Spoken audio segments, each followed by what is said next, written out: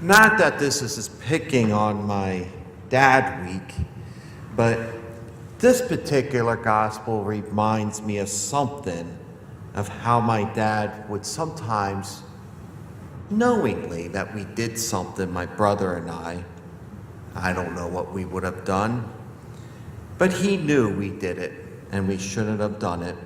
And then he would ask in such a way like this particular question, why did you do this? And if we said the word, I don't know, and he goes, I guess I don't know that you can't go anywhere today. And owning up to knowledge in this particular gospel, owning up to what they did is not, as my dad taught me so many years ago, is what Jesus is trying to get across to the priests, scribes, and the elders. That they have to own up to what they do, how they act. They have to place Christ, or in their case, they have to place God first in their hearts. I always think it's funny when I hear they were worried about the crowds. They knew who Jesus was, but they were scared. Maybe they were scared because they're going to lose some power of some sort. I don't know what power they would lose as a priest. I really don't have any power, but they were scared of losing, maybe of the authority.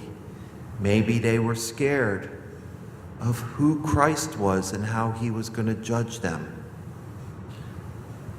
And our Lord is saying, and as we heard, even with the opening prayer, and even from the book of Sirach, that we have to search wisdom, the wisdom of God, and not rely on our own human wisdom. When we say, I don't know, it's kind of a cop-out, and that's what our Lord is saying to them. I'm not going to tell you because you didn't have the courage to tell me why you did what you did. And let us remember this particular reading, because we don't want to be, when our Lord says to us, why did you do what you do? Either shamefully or proudly tell him why you did it, because he doesn't want lukewarm. He doesn't want us to be just in that middle. He wants us to be hot. He wants us to be on fire with love for the gospel, for Christ, for the one who will be present on this altar. His very body, blood, soul, and divinity should be what moves us throughout the day, loving our Lord with our whole heart, with our very being.